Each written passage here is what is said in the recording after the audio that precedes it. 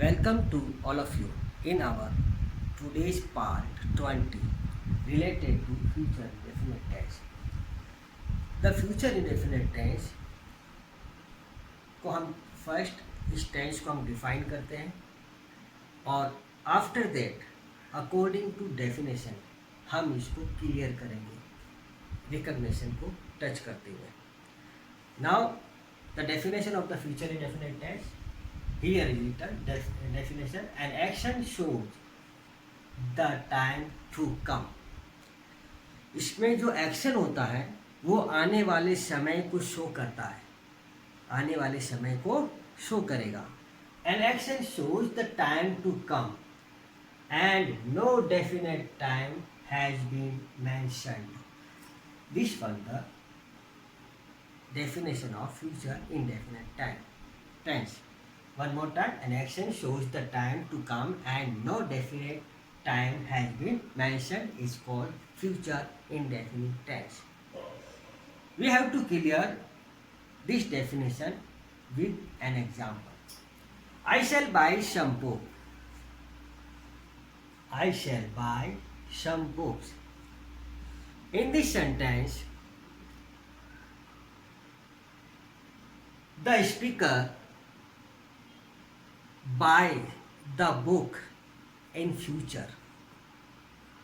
The speaker buy the books in future means the action is related to future. But when he did, the time is not clear, not definite. So we can say the tense, this sentence related to future indefinite tense. Now future indefinite tense को हम clear करते हैं first recognition से और फिर इस tense को हम कैसे रिकग्नाइज करेंगे, इसकी पहचान और इसकी सेंटेंसेस को हम अकॉर्डिंग टू रिकग्निशन आगे क्लियर करने की कोशिश करते हैं. आइए now future indefinite tense recognition.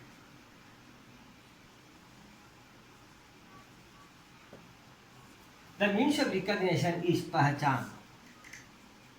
इस टेंस की क्या पहचान है? फर्स्ट, फ्यूचर इंडेफिनेट को हिंदी के सेंटेंस फ्यूचर इंडेफिनेट को हिंदी के सेंटेंस में कैसे पहचाना जाएगा. अगर सेंटेंस हिंदी का लिखा हुआ है तो उसके टेंस की पहचान कैसे करेंगे. First, in the end of Hindi sentence से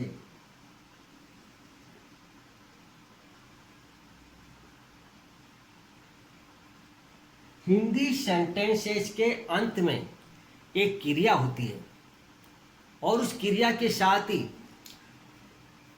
टेंस की रिकग्निशन छुपी हुई होती है या रिकग्निशन लगी होती है.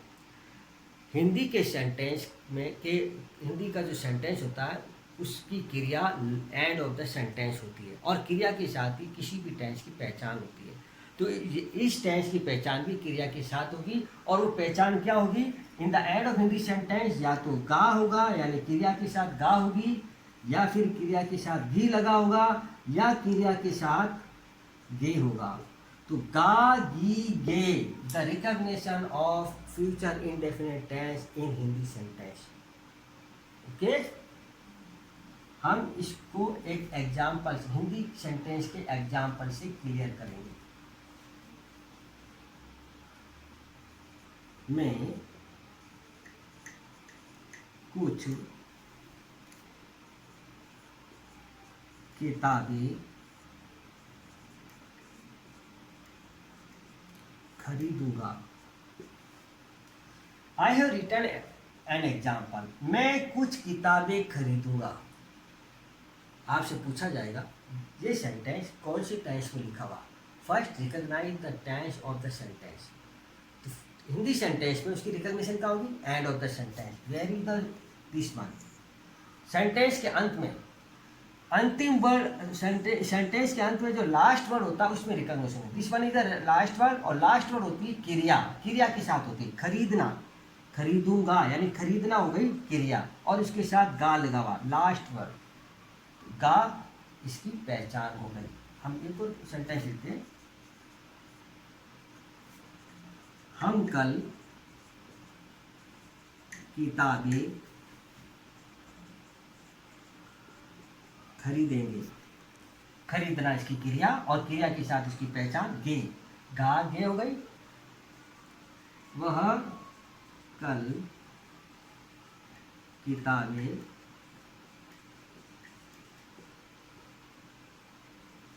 खरीदेगी। विश्व गा गी के, the recognition of future indefinite tense, ये इसकी पहचान हो गई। मतलब हिंदी सेंटेंस का लास्ट वर्ड जो होता है उसके साथ ही क्रिया की टेंस की पहचान होती है, जो मैं बार बार बताता हूँ। और लास्ट वर्ड होती है क्रिया, तो हम क्रिया को भी पहचान रहे हैं, टेंस को भी पहचान रहे हैं। क्लियर? तो हिंदी सेंटेंस का की रिकॉग्निशन तो हमारी क्लियर होगी पास्ट फ्यूचर इंडेफिनिट में। अब अगर सेंटेंस इंग्लिश में हो तो हाउ यू विल रिकॉग्नाइज, कैसे रिकॉग्नाइज करोगे कि सेंटेंस इंडेफिनिट का है फ्यूचर। आइए हम इसको भी क्लियर करते हैं।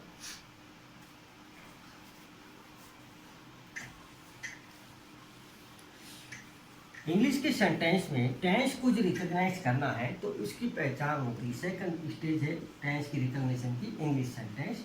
तो हम रिकॉग्नाइज करेंगे बाय हेल्पिंग वर्ब,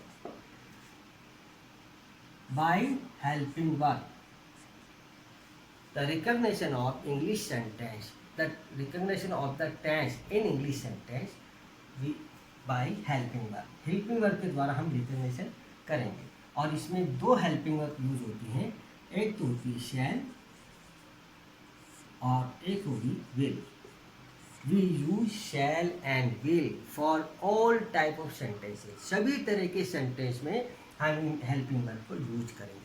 अब कौन से सब्जेक्ट के साथ शैल को यूज करते हैं?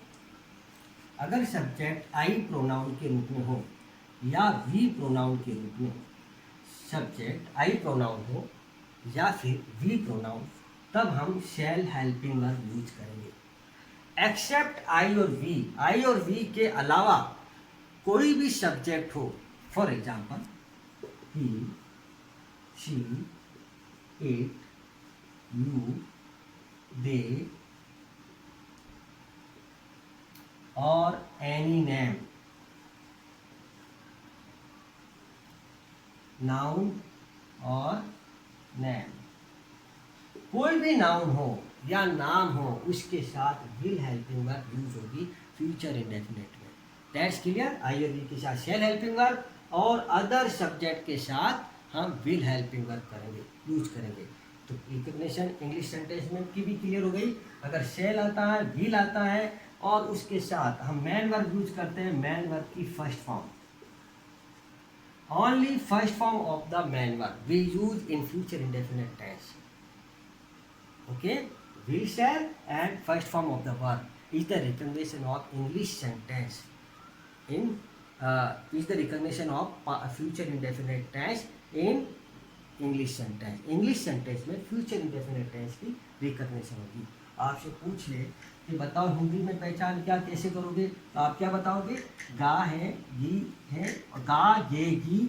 तो हिंदी सेंटेंस में फ्यूचर की पहचान होगी और विल शैल इंग्लिश सेंटेंस में फ्यूचर इंडेफिनिट की पहचान होगी। ओके, आइए हम इसको क्लियर करते हैं। कुछ और एग्जांपल लेते हैं इंग्लिश के अंदर। For example, I shall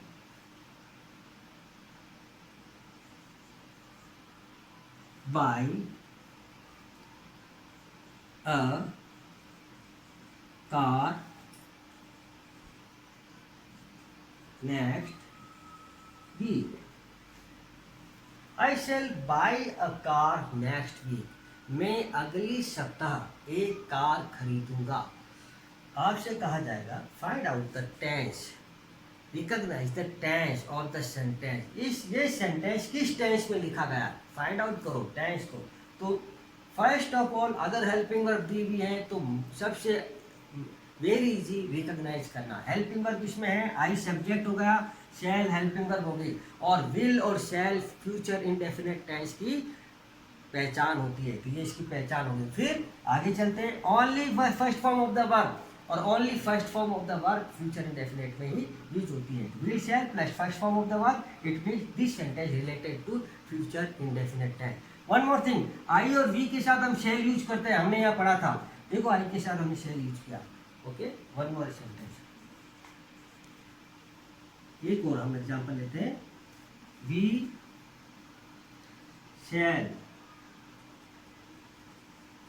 we shall go to picnic tomorrow. We shall go to picnic tomorrow.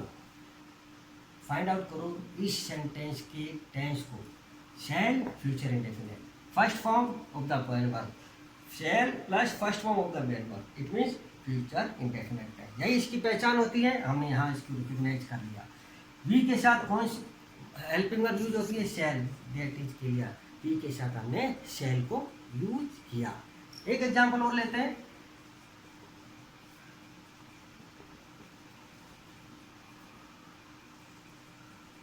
You will go to school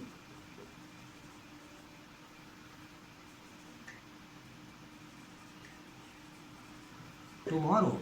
you will go to school tomorrow, क्या you will go to school tomorrow, तुम कल school जाओगे। The action will happen in future.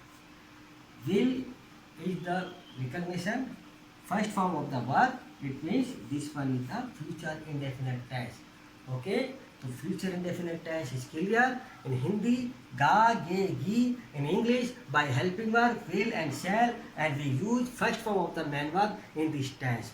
If you have any problem, you have to tell me, or you have comments in my comment box.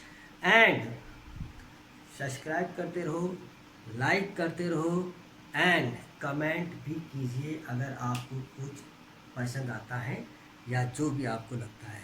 Have a nice day, goodbye, bye bye.